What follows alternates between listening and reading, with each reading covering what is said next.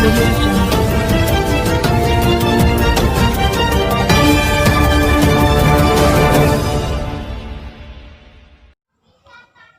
ऐसी रोशनी जो करती थी दिया व्यापार, शिकंजे में आई रोशनी, रोशनी से मची खलबली। ताजनगरी आगरा में जिस्म फरोशी और रशियन सप्लायर के नाम से पहचाने जाने वाली रोशनी के जीवन में एक बार फिर अंधकार आ गया। जी हां, थाना ताजगंज पुलिस ने जिस्म फरोशी का धंधा संचालक और रशियन सप्लायर के नाम से पहचान बनाने वाली रोशनी को गिरफ्तार कर लिया है। दरअसल थाना ताजगंज पुलिस को लगातार सूचना मिल रही थी कि थाना ताजगंज क्षेत्र के आगरा फतेहाबाद रोड पर वह अपने साथी राहुल मिश्रा के साथ जिस्म फरोशी के धंधे को अंजाम दे रही है। एसएसपी आगरा बबलू कुमार ने इसी दिशा निर्देश पर थाना ताजगंज पुलिस और सीओ सदर प्रभात कुमार को रोशनी को पकड़ने का टास्क दिया गया। लगातार सूचना के बावजूद बीती रात को थाना ताजगंज पुलिस को सूचना मिली कि रोशनी मध्य प्रदेश नंबर की एक कार में अपने साथी राहुल मिश्रा के साथ में जिस्म फरोशी का धंधा करने वाले ग्राहकों से कॉल पर बात कर रही है। बस इसी सूचना को गंभीरता से लेते हुए थाना ताजगंज पुलिस ने जब मध्य प्रदेश नंबर की I-20 गाड़ी से जिस्म फरोशी का धंधा और रशियन सप्लायर के नाम से पहचाने जाने वाली रोशनी को तत्काल गिरफ्तार कर लिया। रोशनी की गिरफ्तारी के बाद आगरा में कुछ सफ़ेद पोश के होश उड़ गए हैं। दरअसल रोशनी के 3 मोबाइल और उसके साथी राहुल मिश्रा से 2 मोबाइल पुलिस ने बरामद किए हैं।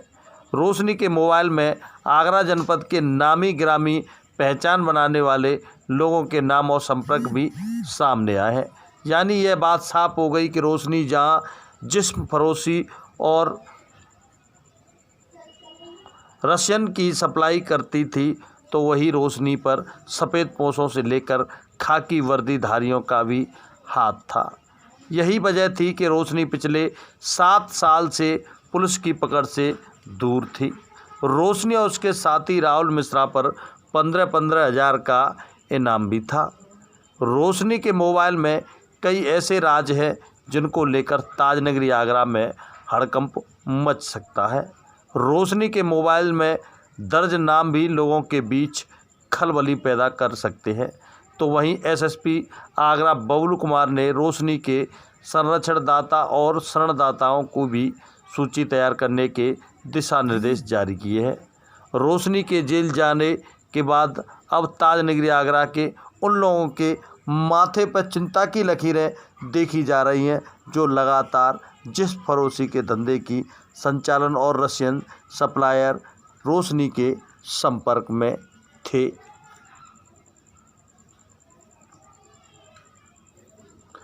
रोशनी मूल रूप से इंदौर की रहने वाली है और शादी के 4 साल बाद पति से तलाक हो गया था।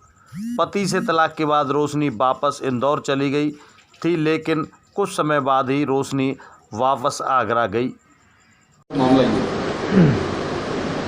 आज थाना ताजगंज की पुलिस ने सीओ सदर के नेतृत्व में एक अच्छा कार्य किया है।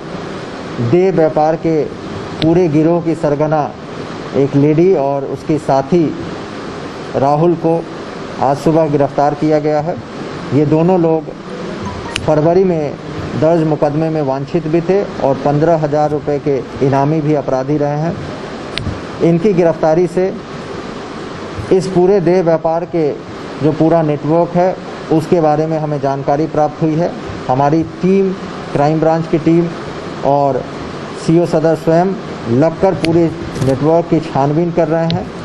प्रत्येक व्यक्ति जो इनसे कनेक्टेड था, चाहे अपराध करने में या इनके नेटवर्क गिरोह को संचालित करने में, उनकी जानकारी इकट्ठा की जा रही है और उनके विरुद्ध भी हमने टीम लगा दी है ताकि उनकी गिरफ्तारी कर उनको जेल भेजा जाए और उन पूरे नेटवर्क को ध्वस्त किया जा सके। सर, क्या इस रैकेट में देशी और विदेशी दोनों तरह की महिलाएं लड़कियां शामिल थी इस रैकेट में? अभियुक्ता से की गिरफ्तारी से उनके पास से 3 मोबाइल भी बरामद हुए हैं, जिनको फॉरेंसिक लैब भेजकर उनकी पूरी डेटा को निकाला जाएगा। उनके द्वारा मोबाइल्स में बहुत सारी लड़कियों के फ़ोटोग्राफ्स, बहुत सारे चैट, व्हाट्सएप ग्रुप, कम्युनिकेशंस ऐसे हैं जो कस्टमर्स के साथ करते रहे हैं, जो अपने सहयोगियों के साथ करते रहे हैं। उन सभी डेटा को स्टडी करते हुए जितने भी इनके कस्टमर्स रहे हैं जो इस घटना इस तरह की इमोरल एक्ट में सम्मिलित रहे हैं, जितने भी इसके सहयोगी रहे हैं जो इसके गिरोह को संचालित करने में सहयोग करते रहे हैं, उन सभी के नाम प्रकाश में आए हैं। गिरफ्तारी के प्रयास चल रहे हैं, शीघ्र उनको गिरफ्तार किया जाएगा। विदेशी महिलाओं के साथ रैकेट में कैसे शामिल किया है इसने? विदेशी लड़कियां पकड़ी गई थी जो छापा पड़ा था, कैसे मतलब पूरा? ये जो इनका गिरोह था ये बेसिकली अपने हाइडआउट्स कई जगह बनाए थे, आगरा, दिल्ली, गाज़ियाबाद, और इनके नेटवर्क में दिल्ली से काफ़ी लोग और बॉम्बे से कुछ विदेशी सभी लोग सम्मिलित हैं, जिनके बारे में हम लोग छानबीन कर रहे हैं। जो भी जानकारियां हमें प्राप्त हो रही है उसको डेवलप करने के लिए हमने एक स्पेसिफिक टीम बना दी है, ताकि इस पूरे नेटवर्क को, हर एक व्यक्ति को निकालते हुए उन पर जो है शिकंजा कसा जाए। साथ ही साथ इस पूरे गिरोह को, गैंग को पंजीकृत कराते हुए इनके विरुद्ध गैंगस्टर एक्ट की कार्रवाई करते हुए इन गिरोह के सदस्यों के द्वारा जो धन अर्जित किया गया है उनको जब्त कराने की कार्रवाई भी की जाएगी, ताकि पूरे आगरा से इस प्रकार की एक्टिविटी को ख़त्म किया जा सके।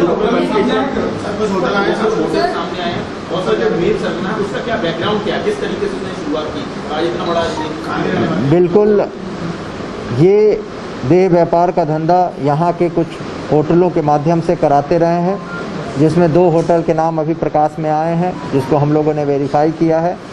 उनके संचालकों को भी गिरफ्तार कर जेल भेजा जाएगा। साथ ही साथ अन्य जो होटल के नाम प्रकाश में आ रहे हैं उनकी छानबीन करते हुए उनके विरुद्ध भी कठोर कार्रवाई की जाएगी। उसमें भी कई बार इन लोगों के नाम सामने आ चुके हैं, इस तरीके से इनके खिलाफ कार्रवाई की जा चुकी है, लेकिन फिर भी कई बड़े लोगों का हाथ में वैसे बच चुके हैं। क्या इस बार इनके खिलाफ कुछ इस तरीके? देखिए, जैसे मैंने आपको कहा कि फरवरी में देह व्यापार का ही मुकदमा दर्ज किया गया था, जिसमें ये दोनों अभियुक्त वांछित थे। 15,000 रुपये का इनाम भी था। इनके अन्य सदस्यों की गिरफ्तारी के हम लोग प्रयास कर रहे हैं। आज भी मुकदमा दर्ज किया गया है। गैंग पंजीकृत कराते हुए, गैंगस्टर एक्ट की कार्रवाई करते हुए इनकी समस्त संपत्ति को जब्त करने की कार्रवाई की जाएगी, ताकि नेटवर्क और गिरोह पूरी तरीके से ध्वस्त हो सके। देखिए, जो महिला ने अपनी पूछताछ में बताया है, ये ओरिजिनली इंदौर की रहने वाली है और शादी के उपरांत यहाँ आई थी। तलाक होने के बाद इस तरह के लोगों के कनेक्शन में आ गई और वहाँ से इसने धंधा करीब 2005 से प्रारंभ किया था। उसकी जो पुरानी हिस्ट्री है उसके बारे में हम लोग छानबीन कर रहे हैं कि कहाँ कहाँ रहे, क्या किया। लेकिन रिसेंट के जो घटनाएं हैं उसको हम लोग वेरीफाई करते हुए उस पर आगे की कार्रवाई करने का प्रारंभ कर रहे हैं।